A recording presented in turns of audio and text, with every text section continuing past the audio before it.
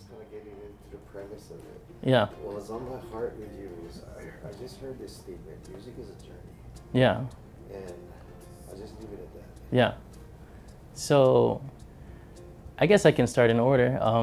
I went to Radford.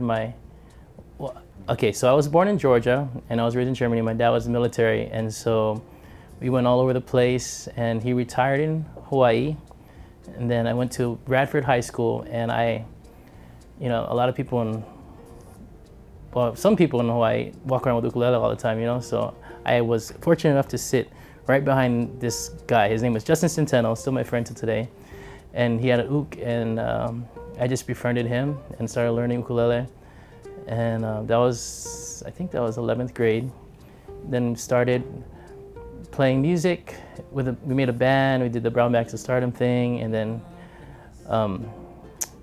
I loved playing music so much. It was kind of a new thing for me that I tried to go to UNLV to major in music.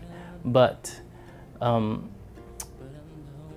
all the guys over there have been playing music since they were 6th grade, so they all knew how to read music, and I was every good boy does fine still on the on the charts, and so I didn't make it. So I played classical guitar was the closest thing to ukulele, so I took that, and I did learn a lot of my technique now that I kind of pick like this and pick down on the strings, and so I did learn things like that and dynamics. That was what I took from UNLV. And then I came back here. We started a band called First Verse, and I played ukulele. We had an album, had a couple songs on the radio, and some high school guys use it as their graduation song, so it was pretty cool. And then, let's see, just kept playing with different bands, and shucks, I don't know where to go from here. We can all cut this kind of stuff, yeah? Okay. And I learned about the music industry, and some parts of the industry can be very not nice sometimes. And I see sometimes what it does to artists, and I felt like because of my experiences with the music, I kind of took a different route where I looked at music as, I love playing, I love I enjoy playing music. So I started doing more weddings, and I played at different restaurants and things throughout the island. And it was more like, as an artist, I didn't desire to write music or do anything like that anymore. And then, as a disclaimer, I have the utmost respect for artists that do their own music, and it's awesome that they can touch people that way. They have a different platform to do that. But for me, it was more like, my calling as a musician, I felt was, just to play covers, and when I meet people, I can have small talk with people and share my life with them. And in the wedding industry, it's different because it's not really about the musician, or even when you're playing covers sometimes in different restaurants and hotels, it's really about them and how can I accommodate them. So I like to take requests, and for weddings, whatever they want for their songs and things like that, and I'm just kind of background, and that's how I found for myself it works for me. And so I've been doing that now. I've been playing professionally since maybe 99, 2000, but I made it my full-time gig in 2010.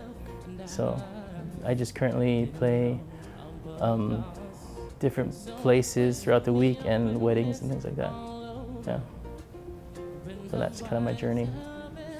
Yeah.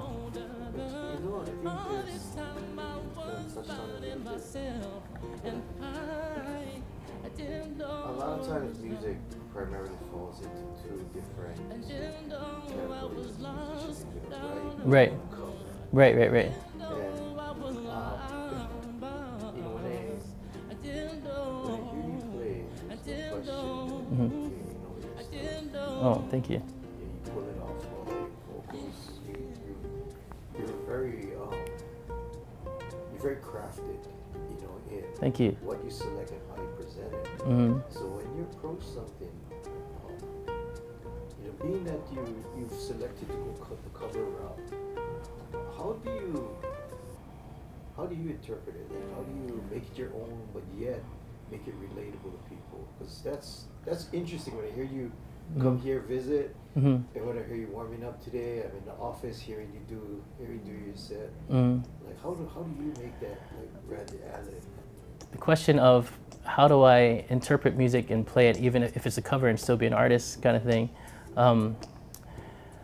You know, I actually try to, as much as, first of all, with my faith, I try not to pick songs that are controversial, or if there was something in the song, I'll change a word, you know, to make it like more PG or something like that. For example, in that song "Wake Me Up," you know, it says, "I didn't know I was lost," and then I changed one word in that one, the whole song, just one word, like, "I didn't know I needed God." And so, for me, it's more like sharing. I'll take a song and I'll just think in my head how that relates to me, and it doesn't have to be about God, but, you know, landslide, and I'll just think about some words in there about getting older and becoming more bolder. And when I feel like I'm living those lyrics a little bit, it kind of comes off in my style of playing, you know. So I think that's how I do it. Yeah. Did I answer the question? Yeah. Well, I guess on the musical side, I love R&B and jazz-ish, even though I don't know jazz, but I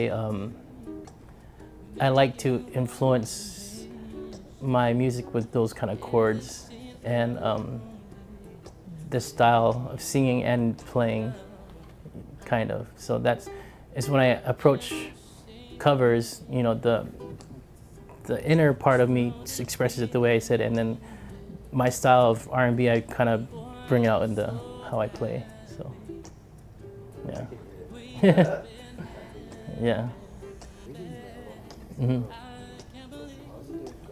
Mm-hmm. Oh, thank you. Thank you. In that, I sense a lot of there's a lot of peace and there's a Mm-hmm. lot of joy. Yes. And it's actually a two-part question. I'm really happy that I decided to, and then you can bring us home. You know, what's coming up for you, what you got planned. Oh, okay, that's great. So I'm really happy. I wouldn't even say I decided. I feel like music kind of fell in my lap, where it started as a hobby, and it's, you know, I pick up some gigs here and there, and I was able to make some income from it, and I had different odd jobs, and I tried to dabble into real estate a little bit, like, and then I worked at some couple music stores, and I was just doing that full time. I guess after college, and I didn't know what to do because music didn't work out for me. So in college, I tried to pursue any degree that I can possibly get, but I wasn't a good student, and I basically dropped out of college, and, you know, I was kind of not sure what I was going to do in my life. And as I played music more and more, you know, and it became a passion of mine, it felt like the money started funding that passion, and to the point where it was able to be full time. And so I'm happy that God has blessed me with the talent and music as my tool to make a living. What's next is I'm just gonna keep playing music and continue my weekly gigs in different venues, and still do the wedding industry. I have a family, my beautiful wife Bailey and my daughter Bella. She's 14 months. Yeah, so I kind of shifted my priorities with the music, where of course I put them first now, and I'm not working as much anymore. I'm not working 7 days a week, and I just try to keep Sunday, Monday off for family. And yeah, just see where this road takes me, you know.